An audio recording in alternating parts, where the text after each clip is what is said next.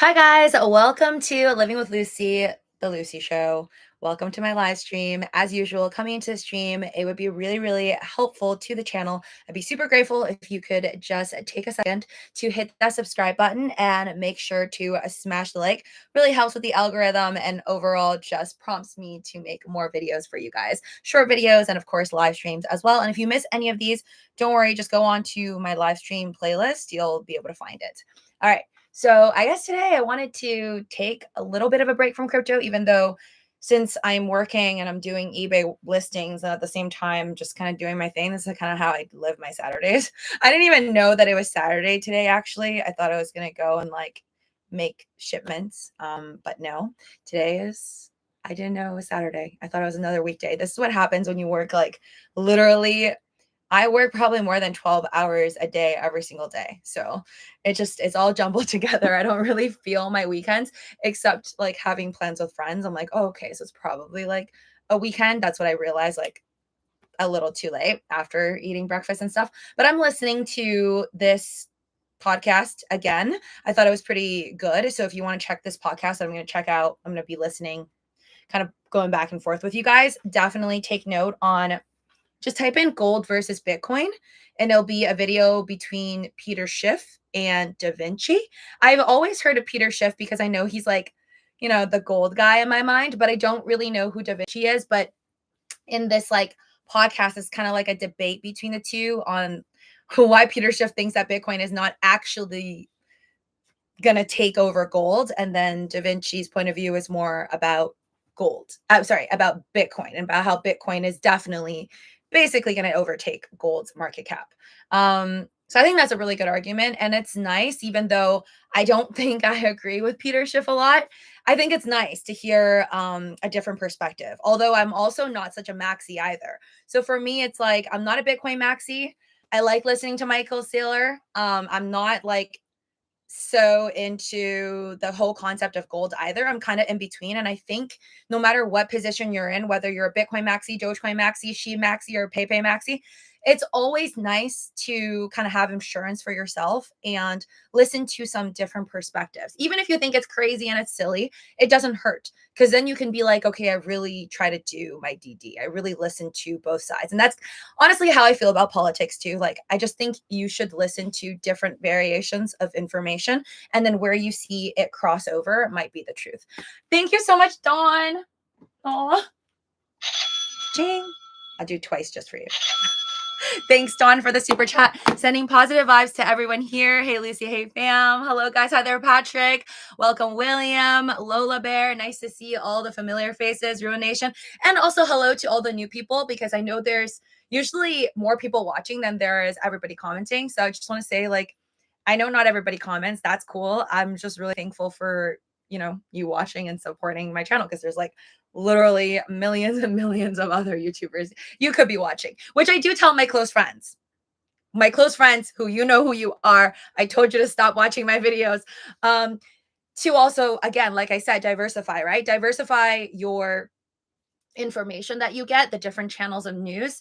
Diversify the YouTubers that you listen to. Like, I think it's nice to diversify. I mean, especially after living 2021 with just finances. I think right now I'm really big on diversifying on like literally everything in my life, right? Even with my workout.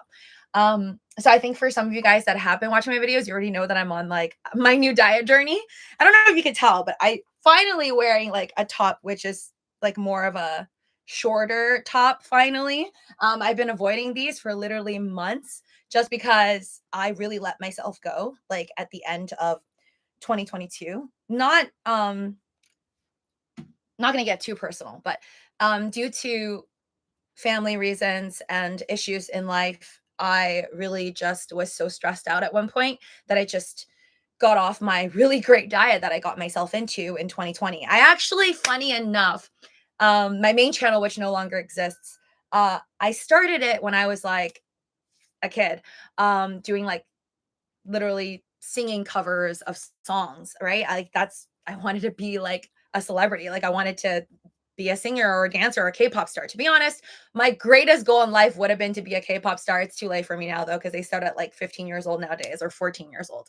But I love K-pop. So that's too late. But I actually started my channel, which is no longer there. I started it doing like song covers, singing covers, and I was no good. But then I hid it because I was embarrassed. And then in 2020, when I restarted, I actually started off my channel just wanting to express myself. So that's why I called it Living with Lucy. But I started it off really to like I think my first one of my first videos was like about weight loss. And I basically wanted to be more healthy in 2020, like in terms of not just losing weight, but also just looking more fit, being healthier, eating better. And it took me a while, like 2020, I didn't actually succeed in my weight loss or dieting at all until like, sorry, excuse me, this is very weird, but this is my lotion that I put in a jar. But my hands are really dry. Excuse me for that. Or if you enjoy that, smash the like button.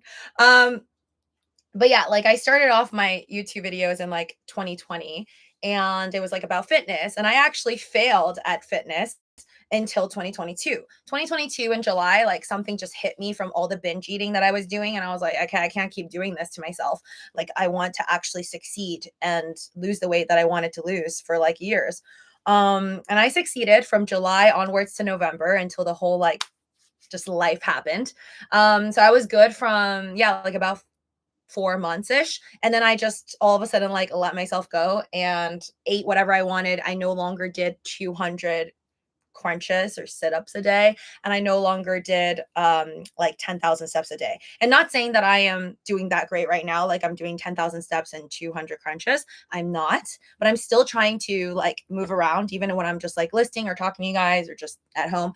I still try to move as much as possible, but I'm getting about 5 to 6,000 steps a day instead of like my 10,000, but I will eventually move up there when I get myself in like a nice routine of waking up in the morning, maybe going for like a further out walk, right? Or a bigger walk around the house or running around the house.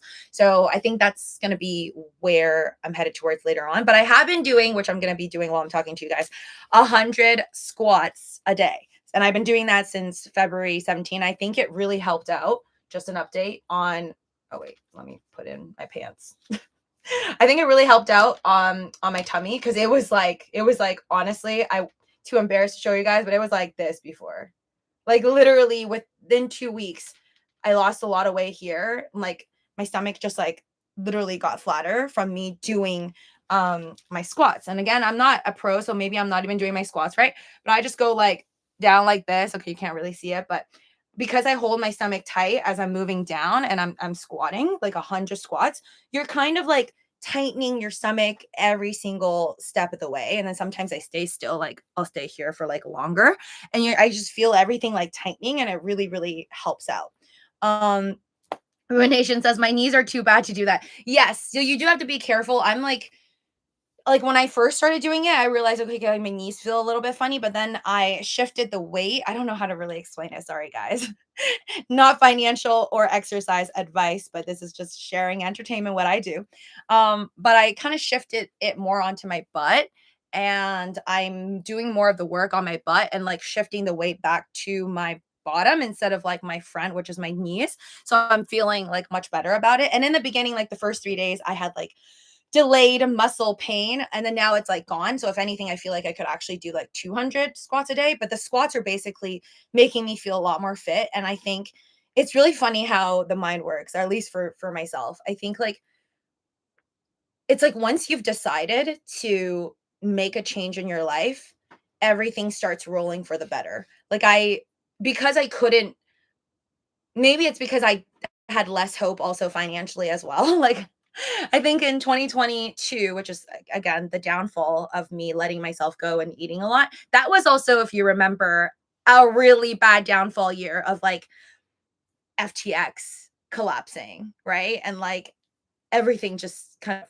going badly. And then it got worse for me, obviously, 2023. And like I had a face rash at one point in 2023. So like when life goes bad, it's really easy to be like, oh, everything sucks. Like let me just also ruin my diet that I worked really hard on and, myself. It's kind of like, yeah, like a little bit of self-destruction now that I look back at it. So now that I feel like my finances are getting better, it's like I'm more motivated to do even better physically and like my health. So saying this out loud, I am realizing how bad that is. Like, that's not good because I don't think that it makes sense to wait to have money or be in a better financial position to be like having a better mindset, because everything that I'm doing now was really just based off of self-control. And I totally could have done this, like the 100 squats, the eating better, eating less snacks late at night, which is what I'm also doing for my diet. Like, I'm still eating whatever I want, but I in moderation. Like, now when I open a bag of chips or a bag of Lifesaver gummies, which I just did last night, I'm not eating the whole bag or half a bag. I'll like actually be like, okay, 90 calories ish for like, let's say 7 gummies. I'll eat like at most 2x that, right? Like 180 calories. Like, I'll be like, oh, I can handle that. So most I can have is like 14 gummies. So I'm not like that crazy, I guess, on my own diet, but I'm like watching myself, which honestly goes a long way. I don't know if you can tell, but I'm very self-conscious with my face. I hate like my double chin, which I still have, like especially in many angles, but now I feel like it's slightly better. It's like still very round. I naturally have a very round face, but it's slightly better than like almost a month ago. So anyway, so that's just kind of my diet update, and I hope you guys do better than me. That hair flip. I have less and less hair now because I keep cutting it. It's honestly an addiction. It's like a little bit cathartic for me too when I cut my hair. I feel like because when I cut it, it's just like I also symbolize it with like out with the old, in with the new, but like also in with the new fresh hair and like a new fresh start. I think maybe I got this part of me from my mom because she like believes in all this like feng shui stuff and whatever. I'm not like crazy on feng shui, but I am, I think, more superstitious than most of my friends. Like, when my mom told me that I can't cut my hair, like apparently Lunar New Year was January 10th, or was it February 10th? No, it was February 10th. So Lunar New Year was like February 10th, I think, as like a new day. And then apparently you're not supposed to cut your hair within 15 days of like Lunar New Year day. So you couldn't cut it till like February 25th or something. And I actually listened to that. So obviously I chopped it after, but I really like it. A part of me kind of just wants to get rid of everything. I feel like that'd be possibly better luck too, which is a little crazy of me to think. But yeah, it feels good, and it feels good to like make a decision and be like, I don't really care for my hair, so I could just cut it. Just like how I'd like to think I could do with my finances. Like, if I lost if I'm down a lot of money, like let's say I did invest into Tesla, which I did not.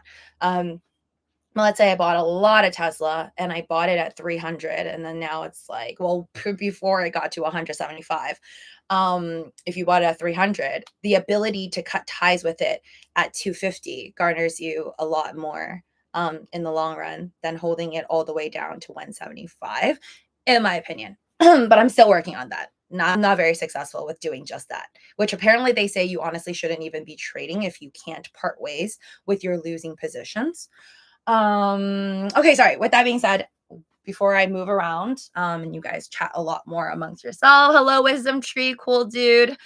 Nice to see all of you guys. And again, hello to everybody in here. Thank you for smashing the like button. Let's keep that up. And again, make sure to subscribe because it is absolutely free to do so. If you do want to support me and next time you go shopping, check out Rakuten, which is an app where you can get cash back for the things that you decide to purchase through the app. Like, you can go on Macy's, but just through Rakuten. If you like buying makeup, then go through Sephora through Rakuten, and then you get a cashback check after a while. So definitely check it out because right now they're offering $30 cash back after you spend your first initial $30 when you use my link to sign up. So check it out, pinned to the top and down in the description below.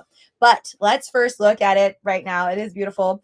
Dogecoin is finally doing better than SHIB and doing better than a lot of other things. It's better than Ethereum right now too. It's currently at 18. Very nice to look at, I gotta say, but we are still under 20. I like it more when Dogecoin hopefully can stay above 25. I personally, again, comparing it to what we witnessed together middle of April to May 9th ish, or May 8th, May 9th, during those 3 weeks, it was insane. Like, when it goes to 30, it stayed around that and then just pretty much took off to 40 and then right away to like to 75. So I I feel personally, again, not financial advice, do your own DD, entertainment purposes only. I feel like something similar will happen to all of the coins. I think it'll happen to Ethereum that way. I think it'll happen to Shiba Inu and Dogecoin and Bitcoin. It's kind of already happened, but right now there's this belief of the 18 days from new all-time high to double up, which is crazy, right? If you think about Bitcoin doubling up from current prices, so let's just say $70,000 to $140,000, like that is a really big number to kind of wrap your head around. For Dogecoin, I will say like, okay, 2x obviously is a huge deal as well, but 2x would only honestly get us to 40 cents. But I think once we're at 40 cents, once we're over 40-ish cents, that'll be more than halfway than last time's all-time high. And I think that's honestly where we need to get to for people who are non-believers right now to get back in. Because right now, I know people still don't believe in Dogecoin, which is great to me. Because when people don't believe in Dogecoin, and I still have tons of people asking me to sell like right now at 18 cents, to me, that's not euphoric. And I want to get out at euphoria, right? Like we talked about yesterday. So but right now, even though I would like to get to the euphoric moment, I also like to be realistic.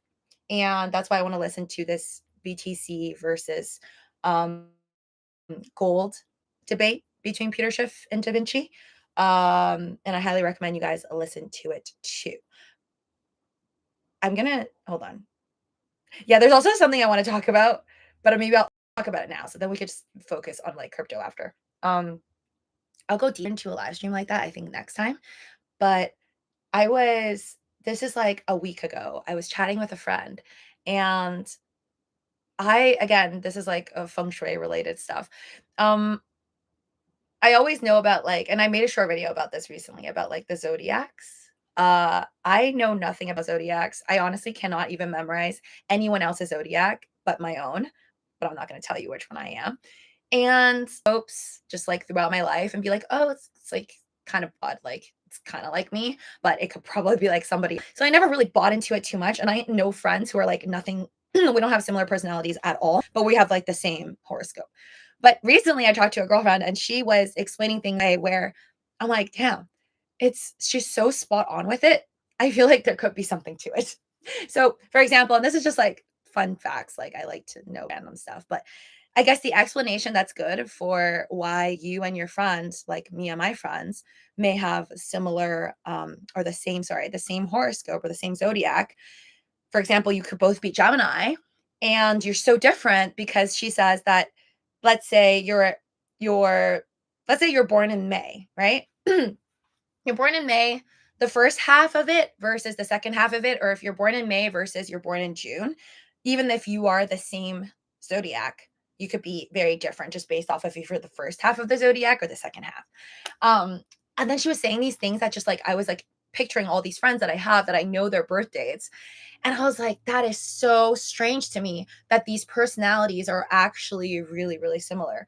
So for example, we were talking about Pisces, and I realized I have so many people around me that are Pisces, and they have very similar traits. Like Pisces are supposed to be very, very friendly, overly kind, if anything. And one of the kindest people I know in the world is a Pisces, along with a bunch of other people who are like just very chill. Like they're not aggressive. They're not like my way or the highway type. And yeah. And then like for example, Leos, who I know some Leos, are very it's more they're more aggressive supposedly and more like leaders. So they'll kind of like make a decision and be like, that's me. So I just thought that those were kind of interesting little points. And then she explained what I was. And I'm like, makes sense. Again, I don't make friends based off of horoscopes or date people based off of horoscopes and zodiacs and like or Asian zodiacs or the animals or anything like that. But there are a lot of interesting, hard to explain similarities, I will say. Sorry, the light is just killing my eyes. There's a lot of like very interesting similarities that I thought are cool, and you might want to look it up one day, or I'll do like a deeper dive into it. It's very interesting, especially when we got like it was a bunch of girls talking, and we got into like relationships and the people that we've dated and what zodiacs they had, and there were a lot of common parts to it. So, anyways, I'm going to be doing my work, just doing my eBay listings and stuff, moving back and forth, but feel free to message anything you want or down in the comment section below. And let's listen to this BTC and versus gold podcast. It's by Mr. M Podcast, by the way. They're just trying to make money. They're buying it because it's going up. They got married to it. They're dating it. And they're dating gold if they buy a gold ETF. They're dating, gold if they're buying it and not holding it themselves. I'm dating Dogecoin. The public is selling their gold. They're not buying gold.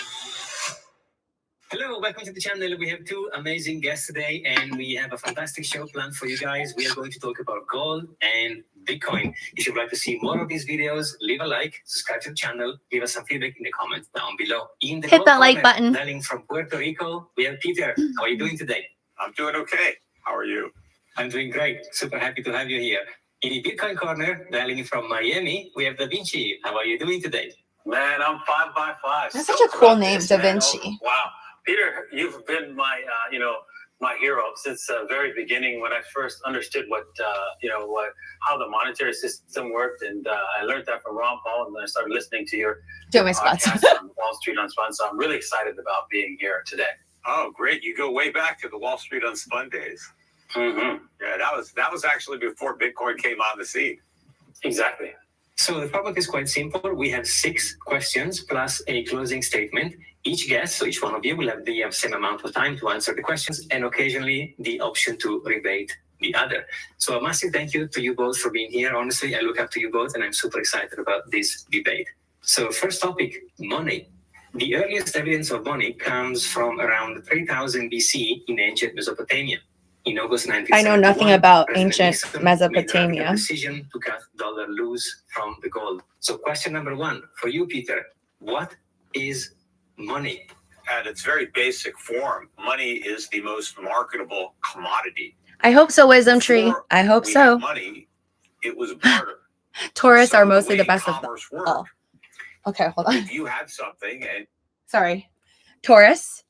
Taurus is the bull thingy, right? And I will say most Taurus people that I know are very hardworking. Like very, very hardworking. Generally, like, yeah, good add to the relationship or a good add to the family. I do agree. I do concur.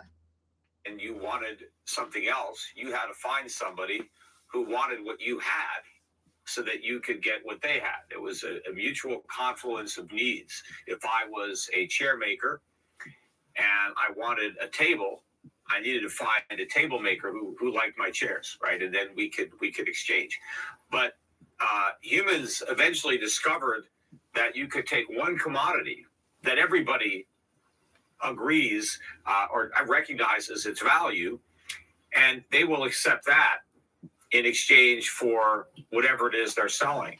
And so when gold came into existence, let's say, or money was gold, if I made tables, I didn't have to exchange my tables for somebody's chairs. I could give the chair. Honestly, I will say that as much as I love Bitcoin and I love crypto, it does kind of suck that we live in a world where we just use paper money. Like it would be nicer to just have paper gold or like very thin pieces of gold, like real gold, at least something like, I don't know, just better than the current paper money, which is not backed by gold anymore since the 1970s. Maybe that's just me, but I just think that would be so much cooler. And I think if you actually could, like back then, take your money and then go trade it for gold, right? Because it's backed by gold, or you're literally using gold to purchase things. I think it would actually make it harder for me, at least, people like me, to, be a shopaholic and be like, oh my God, I want to switch all of my gold for, like, for example, gold jewelry. Because it just makes less sense. But if you just like psychologically, you don't feel that way when you're swiping a credit card or you're paying paper money for an item that is gold. But if I'm being asked to literally pay pieces of gold, like little, if we were, let's say, in a world where we just paid little gold pebbles, and you asked me to pay like $2,000 worth of gold coins, like actual gold coins, for gold jewelry, gold earrings that I like, but those earrings, I don't know, cost like $4,000, but I know they're like lesser in volume than the amount that I'm paying. It would just like make less sense. And then I think therefore the entire luxury like jewelry market would just like not work. Anyways, that's just what I think.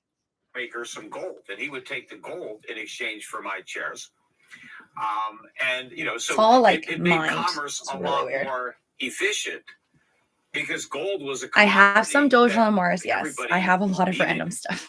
And it's, you know, it didn't decay, it didn't lose value. It was very easy to kind of break it up into smaller pieces so that you knew how much gold did you need to equal a table or chairs or any other commodity. But what defined the value of gold was the use case for gold, because people needed gold for jewelry, they needed gold for other ornamentation, or they needed gold as a metal to fashion it into, you know, cups or whatever they were doing with gold. And I mean, gold adorned all sorts of things, you know, when it was money. But you know, before gold was money, gold was a commodity like any other commodity. It just became the most acceptable form of money because it served that purpose better than other commodities that had been tried in the past that didn't work as well as gold. I mean, gold, you could easily put it into a coin and nation and know exactly how much gold was there and therefore how much value was that gold. You received something of value in exchange, which was the particular weight of gold that was indicated on that coin. That was the coin of the realm and served as money. Thank you very much. Da Vinci, same question for you. Well, I have to agree. It's exactly right on. You know, money is just something that we exchange, but it's also more than that. It's actually something that we can store our wealth in. So, for example, when you produce a lot of crops, food, you don't want to be able to store. You can't store all that food forever for the rest of your life because it goes bad. You have to give it away to other people, but you don't want to just give it away. You want to actually trade it for something else that's valuable. And you couldn't trade it for just, you know, a bunch of chairs from the chair maker, of course. And Peter's example, you wanted something that would last a long time. So you had to have money that was durable, that'll last the ages, and you have to be able to determine whether or not it would go through. I think new people coming in is just like, why is she popping up and down? Not in your own doing squats. Future lifespan, but also others if you want to pass it on to somebody else. So you always look for something that would be able to do that, because money is not just something that's special or has some special power. It is just an aggregate, right? And when it's an aggregate with a lot of power, though. Economists understand what an aggregate is, but the average person doesn't know what an aggregate. An aggregate is just a thing, something in our economy. It's just another thing, just like these headphones that I have, or my cell phone. It's just another thing that we can use as a tool in our everyday life.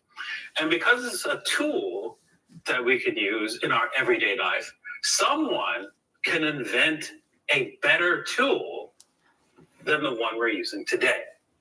And that is what's happening when we see the rise of Bitcoin and other cryptocurrencies. There's an invention.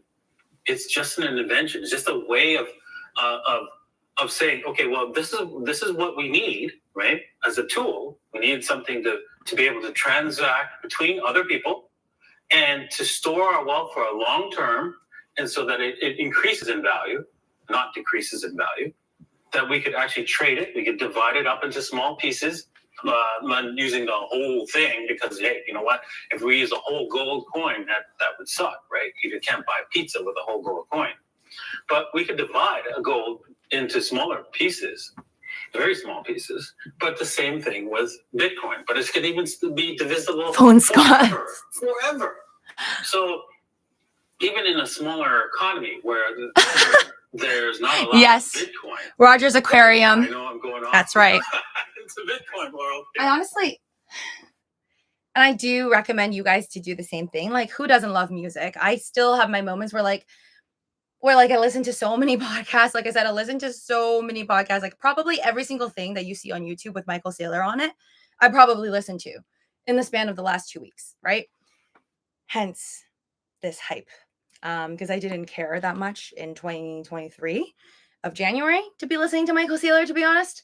But now I'm listening a lot, right? Like, if you want, I guess, a direct view of what a basic person thinks, this is it. Like, I'm pretty basic. Like, when things are going up, I'm gonna be like so much more interested in it, right? Again, I don't have any Bitcoin, but I want to listen to it. I want to see like where his thought process came from, how he held this long, how he keeps buying, how he's still buying a bunch. But one can only listen to so many podcasts. But I do like to listen to like a bunch a day. Like, I don't even know how many I'm listening to, like probably at least 10 a day. Some are 30 minutes, some are 10 minutes, some are like an hour and 30 minutes. But I think it's really helpful for myself because I don't just listen to it for money. I think I listen to it for thought processes and why people think the way they think. And I think that's also why one of the reasons why I like having just social media platforms to connect with you guys, would also be interesting for me to know what you guys think and what you do, based off of your own reasons. And I like to compare it to why I make my own life choices and hopefully make better life choices. But with that being said, I still like music. I just can't play music and do this because I'm going to have all the non-monetized copyright issues. Right? You could have, there's no such thing as deflationary problems, right? You could actually have very, very tiny amounts of Bitcoin being circulating in that small economy. But money basically has to satisfy three important criteria. Oh, this is good. It has to be a medium of exchange. Medium of Which exchange. you can easily, transfer it from one person to another. Unit of Which account, Doge is great. so that you can price things in it, and keep a record using money. And then it needs to be a store of value.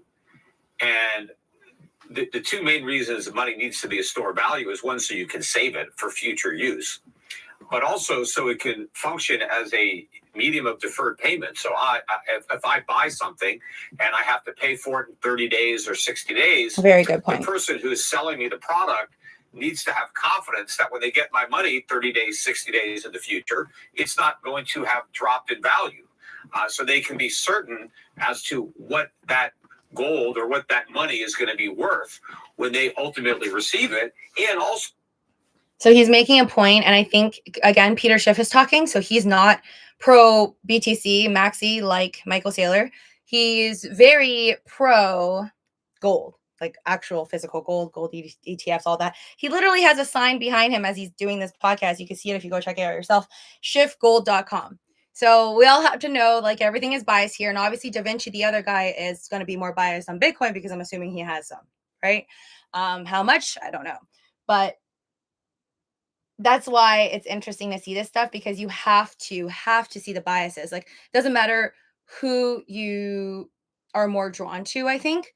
Like, out of these two speakers, I obviously like Michael Saylor. I think he's more convincing. But with that being said, I have to also believe that there is his own biases because he has a bunch. So he needs it to go up. He wants it to go up. And he wants to make other people believe that it will go up because that's how it's going to go up. But yeah, all the things that he's saying right now about money and what it needs to be is true. And I think to add to that, Bitcoin does need to be something where people believe that it's not just stable, hopefully stable with like bare minimum, right? If people think that Bitcoin is going to go back down from 70 grand to even $30,000, that's very bad news for Bitcoin, because then people aren't really going to want to hold it, right? And you need people to hold Bitcoin to hold the value and for it to even really have a future, and for any of these ETFs to keep going up, and for these funds to keep buying up Bitcoin, and for there to be end demand. So I think that's the key here. Let's hope Bitcoin doesn't just drop by like another 50% anytime soon. But I honestly feel like that's really 50-50. I think that's not even like a 90% guarantee or 80% guarantee that Bitcoin's not going to drop by like 50% on the next bear market, or worse for that matter, right? Like drop by 70%. Like anything is possible. Nobody knows. So that's what you should always keep in mind, no matter what it is that you're invested in. Yeah.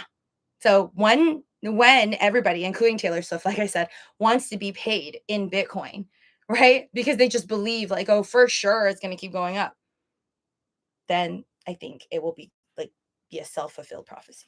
And then everyone's going to want to be paid in So Bitcoin, you like can Taylor have Swift. a functioning credit market, borrowing. If I want to borrow money from somebody and pay them back in 2 years or 5 years or 10 years, nobody is going to loan me money unless they have confidence that when they get repaid, the money is going to have the same value that it had when it was loaned out. So, those are the things that money has to have, or that a commodity has to have. It has to be a unit of a medium of exchange, unit of account, and a store of value before it could be considered as becoming money. Yeah, I agree 100% with that. If you're saying that Bitcoin can't do that, then you're saying that because other currencies can be used as, okay, well, I can borrow from, I don't know, let's just say Argentine peso, example. Borrow an Argentine peso and then pay it back, but there's no guarantee the value is going to remain. Well, we should also differentiate between money and currency, because the peso is not money, it is currency. So currency is a money substitute. So money is a commodity. So when the governments create paper and put numbers on it, they're not creating money. They're creating something that we're using instead of money. And there are two kinds of currency. There is legitimate currency that's backed by real money. And legitimate currency derives its value from the money that backs it up. So that would be paper money backed by gold. But fiat currency is where there's a paper currency backed by absolutely nothing. I mean, it could be backed by illegal tender laws or a government mandate or the obligation to pay taxes, but there's really nothing backing it up. So it's not by definition money, because it's not a commodity. So it's a currency, it's a money substitute that can function in place of money. And listening. But it's not money itself. Doing it's something eBay. Different. People do call it money, and but that doesn't mean it's money, right? There is a distinction between money and currency. I mean, money has to be a commodity, right? That's my point. So paper dollars, backed by nothing, don't satisfy the conditions of money. But they do work as a replacement for money. Instead of using money, we could use currency, because currency is a unit of exchange. It is a medium of exchange. It's a unit of account. It's not a great store of value. That's the problem with it. But if it's going to lose its value at a predictable pace, you can use it. You can account for that depreciation with an interest rate. But the problem with currencies, fiat currencies, is eventually the public loses confidence in them and they collapse. They don't work over extended periods of time. They work over shorter time windows, but over a much longer period of time. I already lost count how many squats I did. I just keep going. I feel like it's more than 100. The creation of it. They create too much money, and they run up too much debt, and you have lots of inflation, and they crash. Luci, you have anything to add, or we can move on? I'm not going to disagree with what he has to say. Everything he said is true, but we could debate whether that connects to gold, but that's another story. Second topic, which is connected to what you guys are discussing now, fiat currencies. There's been 6 major world reserve periods. To name a few: Portugal, Netherlands, Great Britain, and United States from 1921 until today. Question number 2, this is for you, Peter. Is it okay for the government to manage the money supply? I don't think so. I don't know if you guys heard that, but that was a good point. He was saying, well, I think this is the interviewer. This is Mr. M podcast. He was saying how there were the greats, right? It's US now. Before that was Great Britain. And I think he said before that was the Netherlands and then Portugal, or Portugal, then Netherlands. I thought it was Netherlands first. So whatever, Netherlands, Portugal, Great Britain, and then the US, meaning power as well, right? Like they were the most innovative. They had the most money, and then everybody wanted their currency. And then now obviously US is in control. Everybody wants US dollars.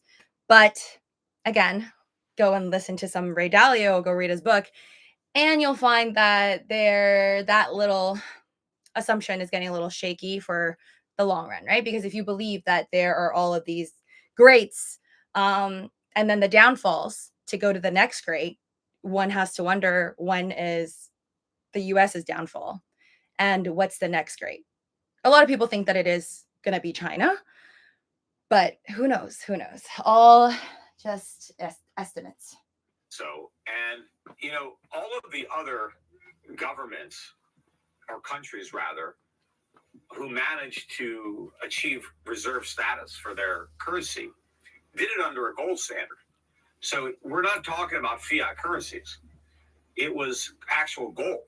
And the United States, when the dollar became the reserve currency, Smash it the like was button, originally please. backed by gold. And if it wasn't backed by gold, then I don't know it why, was but redeemable on it doesn't demand, pop up. at a fixed quantity. I saw a thumbs If up. it wasn't for that like, characteristic, filter. the dollar never would have became. I was doing hearts earlier, reserve currency. and it showed. So Ooh, really what happened in 1971 is this how you give was it? we, removed any legitimate Like sometimes works. monetary backing for our Federal Reserve notes, and went off the gold standard. How do you do it? It was supposed to be temporary. So at the time. confusing. But it became permanent.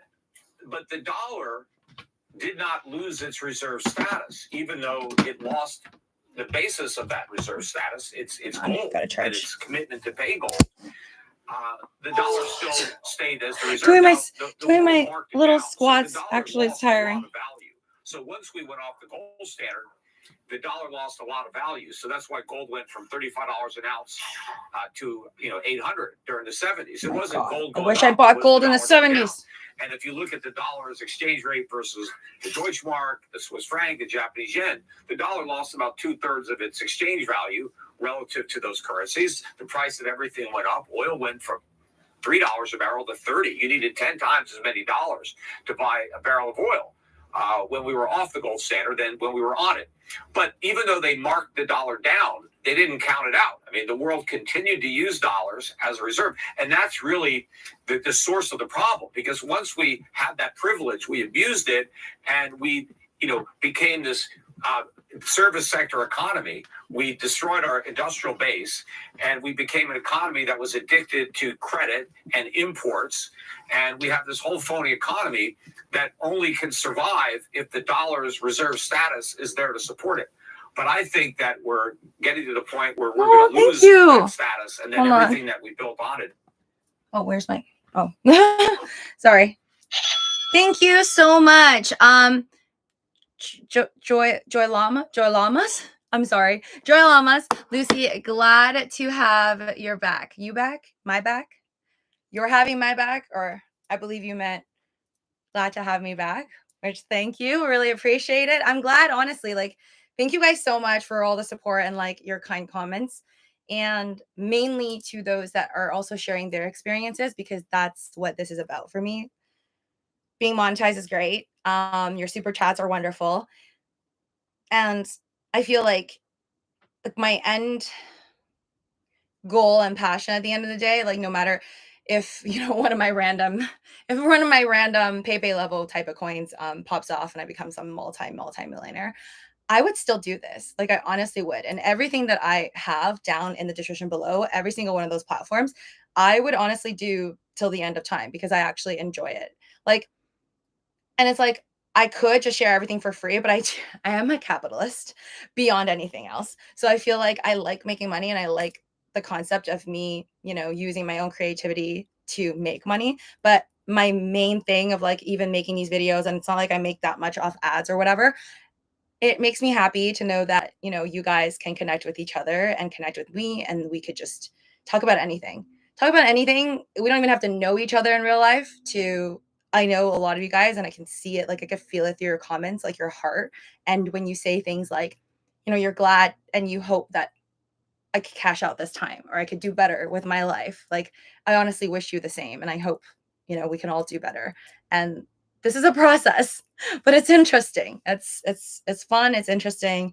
And I hope we can all make money this time.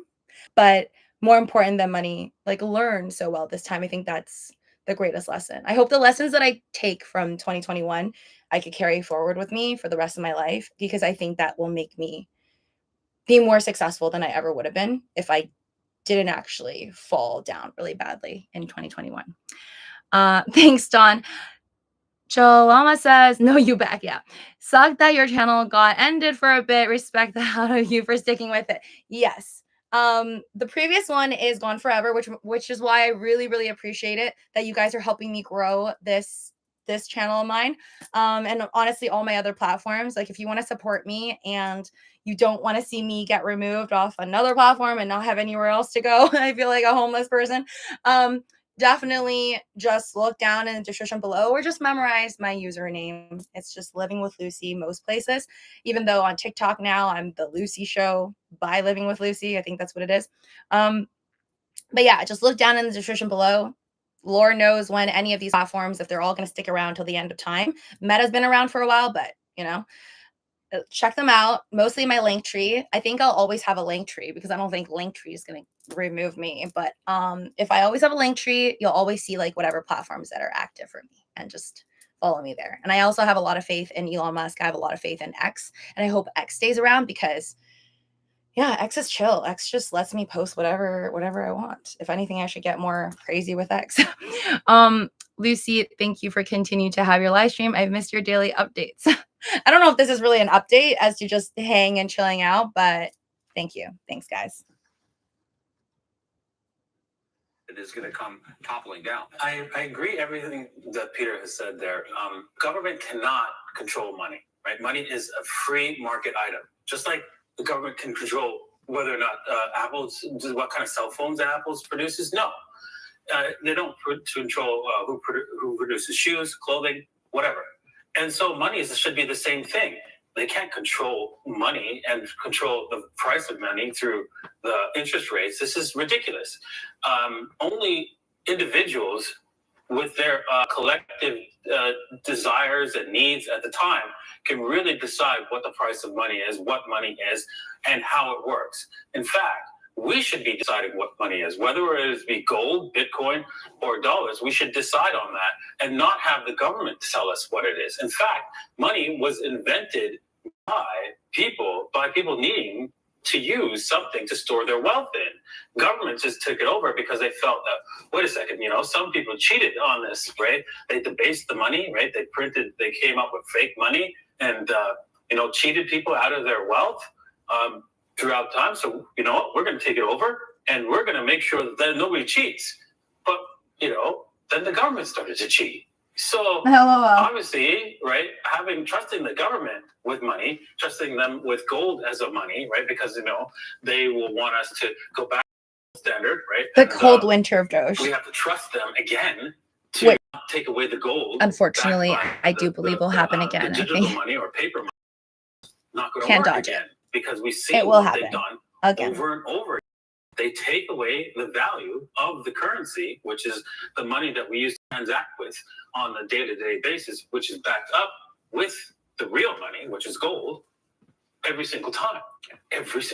So now we need something better to actually not prevent the government from taking it away from us, taking away the real value from us. It really hurts the poor, the middle class in major ways. Yeah, governments recognized how important honest money was, that counterfeiting was a capital offense. I mean, you got the death penalty if you debase the coin. If you put some base metal in a gold coin and tried to circulate it, if they found you, you were sentenced to death. So they knew how important it was that people could trust money and that they knew the value of each coin based on the weight of metal that was in that coin. The weight had to match what was written on the coin, because otherwise you were defrauding people because they were not getting the true value that they were bargaining for. They weren't getting the quantity of gold that they wanted in exchange for whatever goods or services that they sold in exchange for that gold. Peter, this one is for you. With the Bitcoin ETF launch this year, we can see a clear demand and desire. Do you have any problem with your customer investing into it? I don't want my customers to ultimately lose a lot of money, which I think they would do. It's interesting. We're doing this debate, and both gold and Bitcoin are very close to record highs. I mean, gold is around 22,110-ish. It's about $20, $25 below its all-time record high. Does anyone have gold in here? GLD, which if is very popular, is at a comment down below. High today. The reason the high for gold is higher than the high for GLD is because gold hit its high in the evening. I think it was a Sunday night, and so the ETFs weren't trading, and so. But this is the highest price that gold has traded in our time zone when the U.S. markets are trading, and so it's a new record high for GLD. And Bitcoin is above 66,000. I think the record high is around 69. This video, by the way, was posted 4 days ago. So this is before Bitcoin hit over 69,000 or 70,000 recently. So he's just making predictions. Actually, let's hear what he says his prediction is. I mean, it's up there somewhere. Didn't quite hit 70, but Bitcoin is almost at a record high too. But there are two very different factors that are driving these markets. They're not correlated in any way. They've got nothing to do with one another. Gold is moving up as an inflation hedge, as a monetary metal, and I think central bank buying is been the main driver because retailers have been selling. We've seen significant retail selling of gold over the past couple of months, and the gold mining stocks. I mean, many gold stocks, Newmont Mining, the biggest gold stock in the world, hit a 5-year low last week. And I've never seen where you have the gold stock hitting a 5-year low and then, gold almost at a record high a day or two later. But the public has been moving out. It's been big money, central banks that have been buying, and they continue to buy gold as a replacement for the dollar. You have this de-dollarization trend.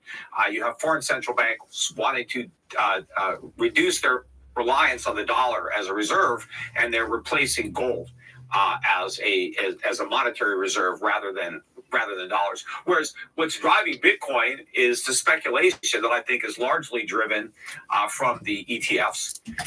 There's just a lot of hot money that is going into these ETFs now. That is now, obviously, the ETFs have to go into the market and buy Bitcoin. And so most of the buying from Bitcoin is coming from the inflows into these ETFs. But I think this is a lot of speculative money. I think even some of this money came out of the gold stocks. I think that's why gold stocks dropped about 12% 1 week when the price of gold didn't even go down. You saw some of that.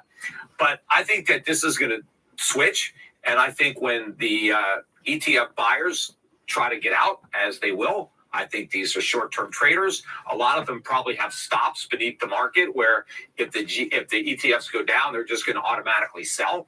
I think when this happens, it's going to overwhelm the spot market. I don't think there'll be the liquidity there to absorb the selling. I think the market is going to crash harder than we've probably ever seen Bitcoin crash. And we've seen, just last week, it was one day it went down $5,000 a coin in about 30 seconds, but it recovered. But I think there's a potential for a complete collapse. And I know that in the past, when Bitcoin has come into a lot of selling pressure, we've seen a huge increase in the supply of Tether. All of a sudden, there's all these new Tethers around, and people use Tether to buy Bitcoin and stop the decline. Well, when the ETFs sell, the buyers can't pay with Tether. The ETFs need actual dollars to redeem the shares. So I think it's going to be very difficult when you have all of this selling coming in and you don't have the speculators to take the other side of the trade. So that's why I said the people piling into these ETFs are going to lose a lot of money. All right. So he's very bearish on all the ETFs, as you can hear, and which is, I think, a perspective that we should listen to no matter how bullish you are, because you can't escape the fact that crypto winter is still a thing, even though we're no longer in crypto winter anymore. He's basically saying that all of these ETFs, yes, right now it's booming. And obviously we know all of the ETFs, spot Bitcoin ETFs combined already has 4% of Bitcoin, which honestly, I don't think is that much. Means most people, whether it's billionaires, regular mom and pops, they have it. So it's kind of like the institutions have to take it from somebody else willing to give it. But he's kind of making it sound like, oh, once the ETFs start selling off, it's going to go crazy. And all the people with Tether can't just go and buy it because their money's in Tether. But I don't understand that mindset. Explain to me if you get that, because, okay, you can just sell your Bitcoin or sell your Ethereum or sell your Dogecoin, whatever you want. And then you can get your USDC or whatever, and then you can transfer it over and go ahead and purchase the ETFs. So I didn't really get that logic. But yeah, he is right. He is right though. When things come down, it'll come down really hard. And I do believe that for every single positive news that happens with Bitcoin, and we've seen it in the past, like for example, when Tesla said that they're accepting BTC, which I don't think is no longer the case for the cars. But anytime there's a positive, you have to remember there's also a negative impact when that gets pulled away. So for example, right now, I think Ethereum's also boosting based off the fact that everyone believes most likely we could possibly get May, as soon as May Ethereum ETFs. And like, that's good and all for now, until if it gets rejected, then boom, you have another reason for a crash. And that's kind of, well, then things go really well, right, from Bitcoin all-time high. And when things go badly, you can blame it. Like, the news can say anything. They could be like, oh, it's because of tax season. All of a sudden, bad job market, or too good a job market. Like, it's all over the place. And really, the news could just be skewed based off of anything when whales decide to sell. And I don't know if the whales want to sell, but I think if I was a whale, I would sell every 4-year cycle, because the magic of it is, when you do have that much money and you have billions of dollars and everyone believes in this 4-year cycle, why wouldn't you? Why wouldn't you make money every single time and cash out with all the other whales once it hits the top number that you have all decided on? Just a thought. Again, all just my imagination, not financial advice. Do your own DD. So it's one thing to get into the ETFs. It's going to be a whole other thing to try to get out. Nice, thank you, Peter. Da Vinci, this one is for you. Why you should invest in Bitcoin? You should invest in Bitcoin is several reasons. One is that central banks are going to be buying digital energy, because they've changed the rules so that central banks can place Bitcoin on their balance sheet, just like they place gold on their balance sheet. They don't place silver on their balance sheet. They don't place oil on their balance sheet. They don't place corn on their balance sheet. Gold is the only commodity that they have on their balance sheet. And now the commodity of Bitcoin is going to be on their balance sheet. Well, at least they will be allowed to do so. Whether or not they do it, it's totally up to them. So that's one reason why you're seeing Bitcoin as a good method of storing your wealth. But also, the reason why you see the speculation that Peter talked about is because people are speculating on something. What are they speculating on? That Bitcoin will be the money. Bitcoin. Hi, Diamond Hand 69.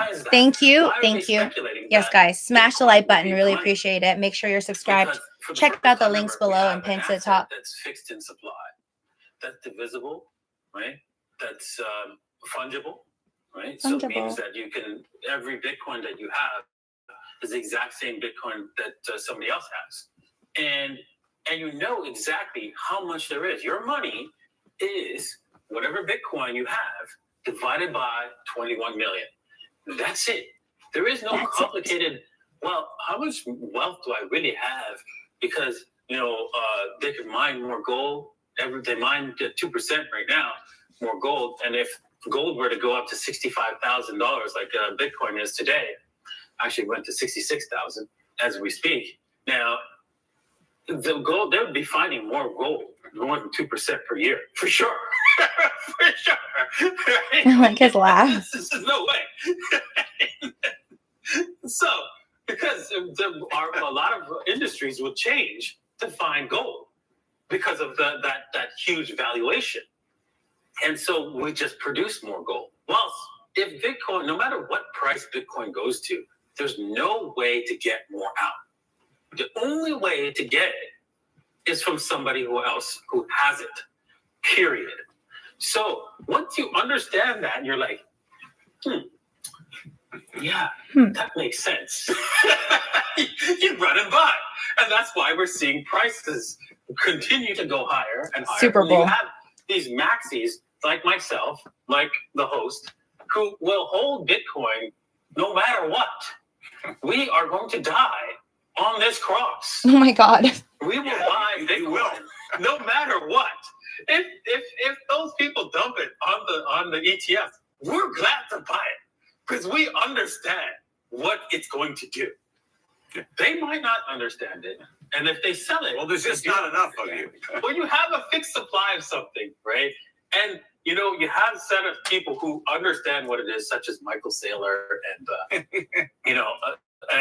and now I love how Michael Saylor is just a poster child for BTC. Big Captain Ahab. But you can see that people are going to buy this. Let me say something here about it. So it was like, oh, it's all good if the ETF sell. Like, we're just gonna buy it. Everyone's gonna buy it. I'm sure Michael Saylor is gonna buy it, and El Salvador's president. I think we need more though. I think what's missing this time around is the bullishness and the input from billionaires. I think that's what we need. We really do the little input, which I think goes a long way.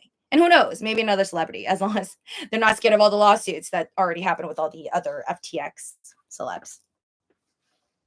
there's a big difference, right, between gold, even more. Nothing. As long as people want to buy nothing, then you can sell your Bitcoin to those people.